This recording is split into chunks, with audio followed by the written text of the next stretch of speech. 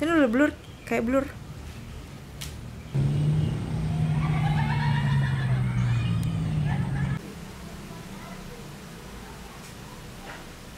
Tuh, 2, 3, oke. Perkenalkan, nama saya Regina Mecesa Sweetly. Saya Rafsanjani. Nama saya Wilianti Salam. Perkenalkan, saya Firdaus Muntazar. Halo, saya Zizi. Nama saya Afi. Saya juga salah satu peserta penelitian di Menghambur Menyigi Sekapur Siri pra-eventnya Makassar Biennale 2021. Jadi penelitian saya tentang pengobatan dari dapur. Jadi beberapa bulan yang lalu saya tertarik untuk meneliti hal yang berhubungan dengan Sekapur Siri. Saya berpikir bahwa barangkali ketika kita bicara tentang pengobatan tradisional atau pengobatan yang biasanya dilakukan sama warga, itu biasanya kita akan langsung berfokus pada dukun atau sandro atau tabib yang kita kenal secara umum. Tapi saya secara pribadi penasaran bagaimana ketika pengobatan itu berasal dari rumah, berasal dari dapur kita. Misalnya setiap ada workshop menulis dan lain-lain, kita tuh selalu diberikan semacam mungkin nasihat atau wejangan seperti mulai dulu dari hal-hal yang paling dekat. Nah, maka dari itu akhirnya penelitian di Menghambur Menyigi Sekapur Siri ini saya memilih untuk mengambil pengobatan tradisional Tionghoa. Kenapa saya memilih pengobatan tradisional Tionghoa? Bukan karena misalnya ada hubungan darah atau apa, enggak sama sekali. Saya memilih pengobatan tradisional Tionghoa itu karena saya juga pernah memakai langsung pengobatan seperti itu, dan saya memiliki kolega dan atau kenalan lah yang memiliki profesi seorang Shinsei. Yang menarik adalah yang menunjukkan bahwa ada ilmu-ilmu sebenarnya yang sudah kita ketahui sejak dulu, sejak lama sekali sudah diwariskan secara temurun-temurun oleh kakek-kakek kita mungkin, dan ilmu itu sudah menghilang karena kurangnya kita sendiri ingin mempelajarinya.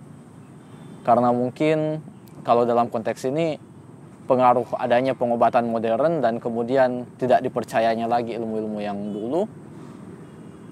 Dan itu membuat pelacakan terhadap ilmu-ilmu ini jadi semakin sulit. Jika pewaris terakhir dari ilmu itu sudah tidak ada juga, ya kemudian apa yang bisa diwariskan oleh kita? Apa yang bisa kemudian kita jadikan pelajaran lagi?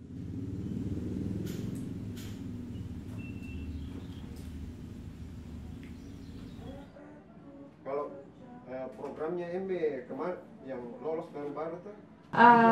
Di program ini saya tidak hanya menjadi peneliti, tapi harus mengerjakan juga media sosial dan publikasi.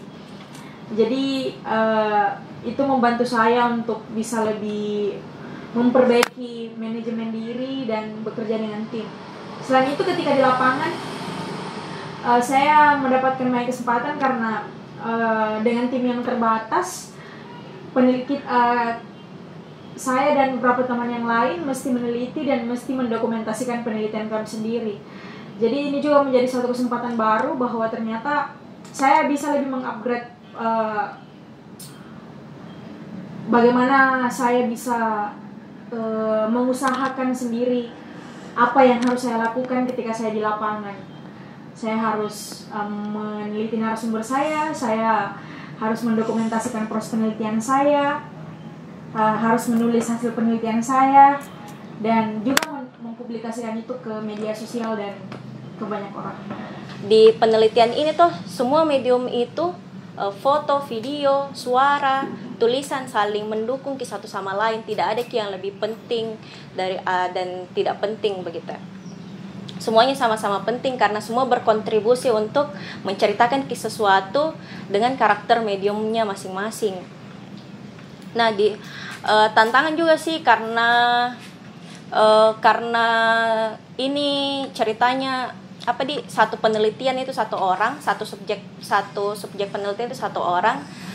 Jadi kayak semua kita bertanggung jawab di setiap medium itu.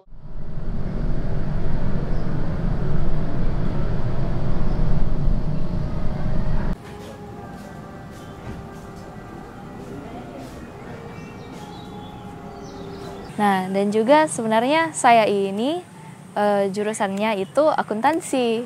Dan apa yang akan saya teliti ini kan objeknya itu adalah tanaman atau tumbuhan.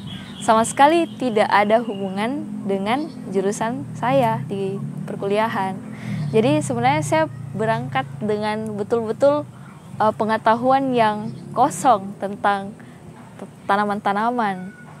Nah, sebenarnya kalau tanaman-tanaman kayak bunga itu sebenarnya oma saya pelihara bunga juga di rumah. Cuman kalau tanaman-tanaman yang tumbuh secara alami di alam, itu saya sama sekali tidak punya pengetahuan banyak tentang tanaman-tanaman herbal. Jadi saya berangkat itu sendiri ke Toraja, dan saya bermodalkan cerita, kemudian informasi dari orang-orang tua, ya itu saja. Ya, jadi selama penelitian ini ada banyak hal yang sebenarnya menjadi hal baru yang kemudian saya alami lagi dalam dunia penelitian misalkan. Nah, soal tulisan, soal bagaimana menyusun tulisan, bagaimana mengonfirmasi temuan, bagaimana saya misalkan berhadapan dengan narasumber yang setiap orang kan berbeda-beda. Nah, menjadi satu tantangan baru juga saya bertemu dengan Pak Erwin, dengan narasumber seperti Pak Erwin yang menurut saya bisa dapat banyak belajar dari Pak Erwin, misalkan soal bagaimana saya bisa membuat Pak Erwin bisa bercerita lebih nyantai, dan ya intinya dapat menerima saya sebenarnya sebagai orang yang ingin belajar dengan Pak Erwin. Ya. Jadi meneliti dalam program ini betul-betul data yang diambil itu data yang primer, artinya data yang murni berdasarkan apa yang saya amati, apa yang saya dengarkan, apa yang saya alami, seperti itu. Jadi teori-teori misalnya dari buku, dari jurnal atau apapun itu saya tidak berangkat dari sana. Sama sekali saya tidak mengambil satu teori dari manapun, karena memang saya juga kurang familiar dengan jurnal-jurnal atau tulisan tentang etnografi seperti itu. Tapi saya betul-betul berangkat dari kisah masyarakat, dari bagaimana caranya mereka mengolah obat-obatan, dari kegiatan mereka sehari-hari, pandangan mereka, dan seperti itu. Soal penelitian itu ataupun menulis itu sebenarnya tidak ada akhirnya, tidak ada habisnya. Nah, di program ini kemudian itu saya selalu merasa memulai dari nol lagi, meskipun sebenarnya saya secara pribadi merasa saya sudah punya pengalaman sebelumnya penelitian tentang misalkan halaman rumah 2017, kemudian momentum 2020 ini penelitian tentang Sekapur Siri, menjadi tempat saya atau kesempatan saya mengasah diri lagi atau memperkaya pengalaman saya soal penelitian, bertemu dengan narasumber, karena menurut saya hal yang seperti itu mesti memang dibiasakan. Sama siapa?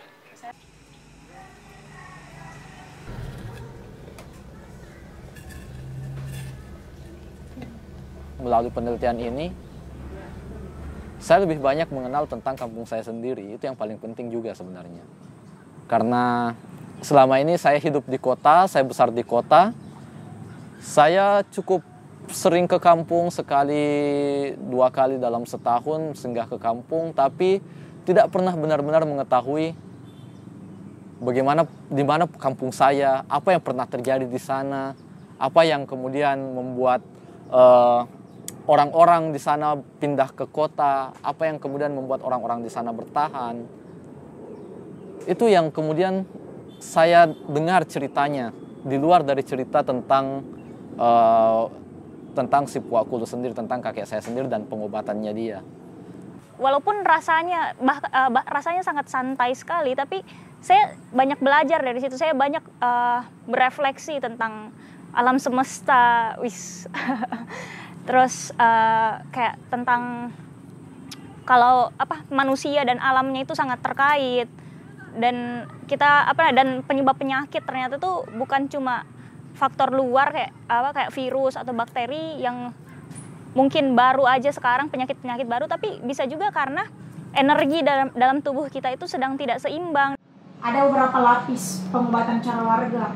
Yang pertama, sebelum kita keluar rumah, kita terlebih dahulu bersama anggota keluarga kita di rumah akan mengusahakan ketika ada anggota keluarga kita yang sakit. Ya, salah satu caranya adalah memanfaatkan bahan-bahan pengobatan yang ada di dapur. Kemudian kayak mengikuti terapis, si akupunturisnya untuk menemui pasien dan ngobrol sama dia. Jadi kayak ternyata tugasnya sebenarnya orang yang bekerja di kesehatan bukan hanya sekedar menyembuhkan, tapi juga adalah kau temani pasien begitu ya. Kau berempati, kau rasakan kau mencoba merasakan apa yang dirasakan sama orang yang sakit ini, dan menurutku itu jauh lebih penting dari hanya sekedar kau menyembuhkan begitu. Kau sebenarnya sedang berusaha berteman dengan si penyakit dan si orang yang punya penyakit itu. Nah, jadi dalam penelitian ini saya belajar bahwa ternyata masyarakat itu belajar sendiri bagaimana caranya mengobati dirinya sendiri sebelum mereka mengenal yang namanya medis, pengobatan di rumah sakit, ke dokter. Sebelum mereka ke sana, mereka itu sudah belajar bagaimana mereka menyembuhkan penyakitnya sendiri. Seperti itu. Dan juga saya belajar banyak tentang kehidupan, tentang manusia, tentang orang-orang yang saya temui. Mereka semua punya banyak cerita yang mereka bawa dalam kehidupan mereka. Jadi tidak sebatas dalam pengobatan obat-obatan herbal itu saja, tapi ada cerita-cerita, ada sisi kemanusiaan di balik penelitian yang saya lakukan. Terima kasih.